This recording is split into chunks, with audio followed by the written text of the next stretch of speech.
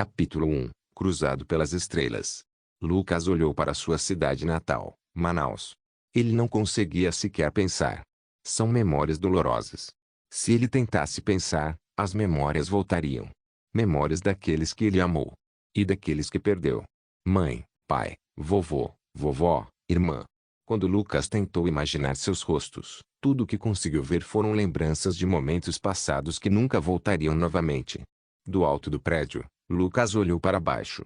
Ele estava sentado no telhado do prédio onde mora, o prédio tendo mais ou menos uns 7 andares até o solo abaixo. Se alguém caísse dessa altura com certeza seria morte certa. Os humanos são frágeis demais tanto fisicamente quanto mentalmente. Lucas lentamente se inclinou para frente, o vento batendo em seu corpo como se tentasse o empurrar para trás.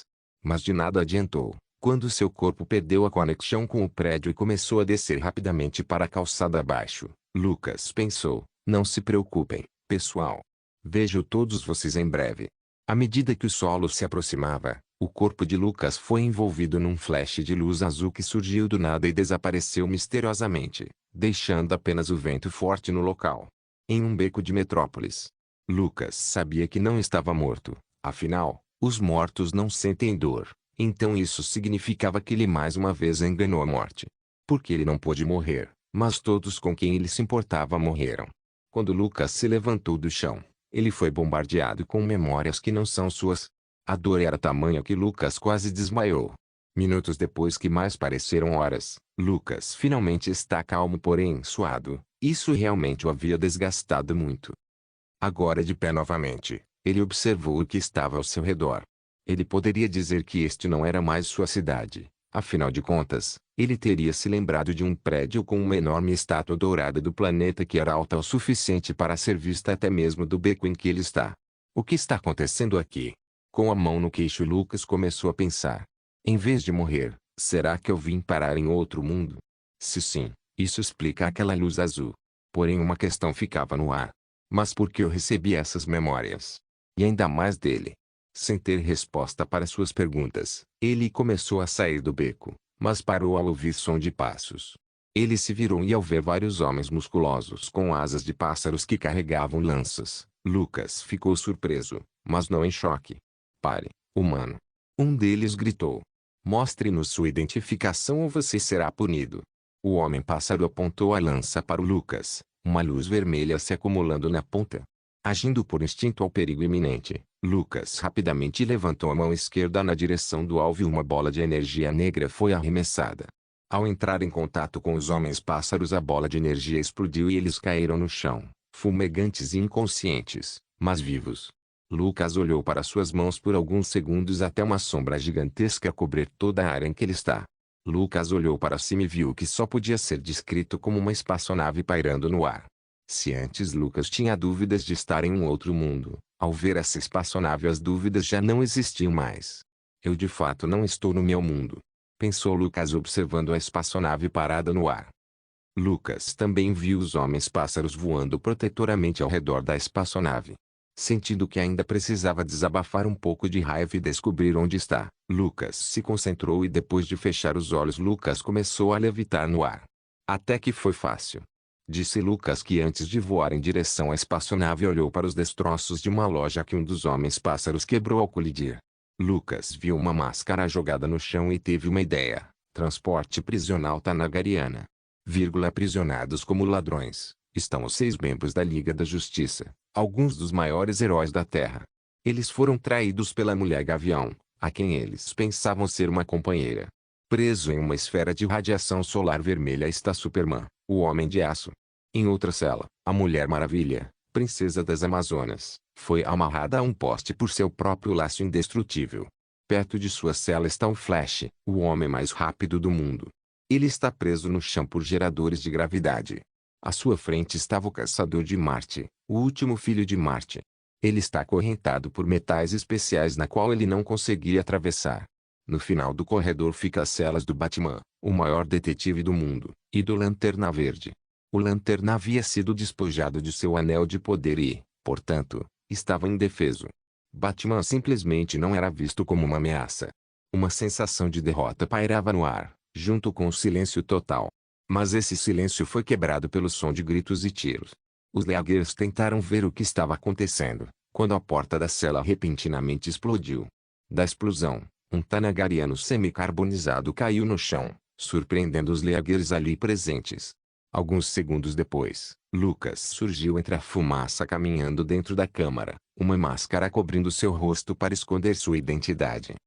Lucas olhou em volta, observando as pessoas vestidas com roupas brilhantes diante dele e ele pareceu reconhecer os mesmos. Mas que absurdo é esse? Essas pessoas. Eu reconheço todos eles. Superman, Batman, Mulher Maravilha. Todos eles são personagens fictícios da DC Comics. Então isso significa que Lucas finalmente parecia entender a situação. O mundo para o qual ele foi enviado foi nada menos que o mundo que ele conhece como DC Comics. Entendo. Então eu estou no mundo da DC. Agora que parei para pensar, esses caras com asas são da espécie da Mulher Gavião, mas porque os principais membros da Liga estão aprisionados aqui. Não importa. Acredito que eles ainda sejam os bonzinhos nessa realidade. Não que saiba de muita coisa sobre eles. Tudo que sei é o que eu assistia das animações e isso faz tempo.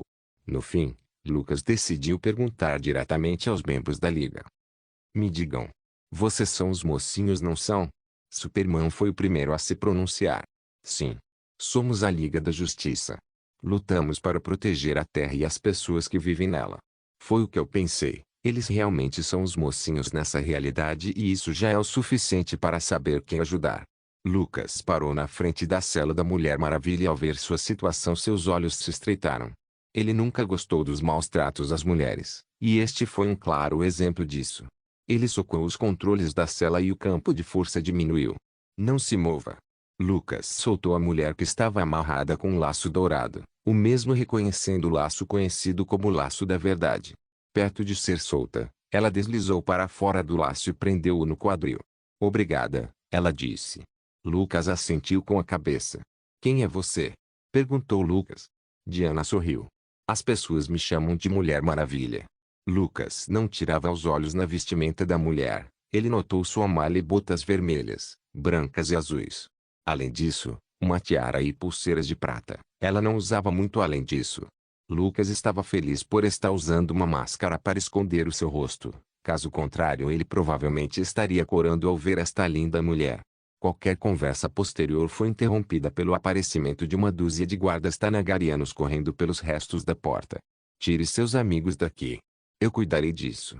Lucas avançou em direção aos guardas, desferindo potentes socos e chutes com maestria abrindo um caminho, deixando os soldados tanagarianos inconscientes com seus golpes. Ele manteve outro grupo de guardas ocupado enquanto a Mulher Maravilha ajudava cada um de seus colegas da Liga a escapar de suas celas. Foi aqui que Lucas pôde ver a real força dos membros da Liga e seus poderes. A Mulher Maravilha podia voar e tinha super força. Além de ser uma ótima guerreira amazona, o Flash tinha uma velocidade incrível se tornando quase impossível vê-lo se movimentar. O Superman tinha tudo isso e ainda podia disparar lasers pelos olhos. E o Marciano que podia se tornar intangível, além de ter uma super força.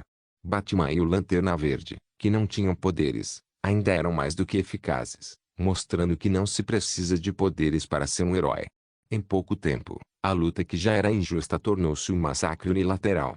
Os poucos tanagarianos restantes foram rapidamente subjugados pelos heróis. No entanto, eles foram surpreendidos por outro grupo de guardas atacando por trás. A Mulher Maravilha foi capaz de desviar das rajadas de energia vindas das lanças dos guardas, porém um homem-falcão particularmente rotundo que carregava um canhão muito grande passou despercebido por ela. Lucas, que lutava contra alguns guardas, percebeu o canhão sendo apontado para a Mulher Maravilha. Não querendo arriscar que um de seus aliados se machucasse, ele pulou na frente da Amazônia e expulsou uma aura negra que deixou todos ali presentes assustados.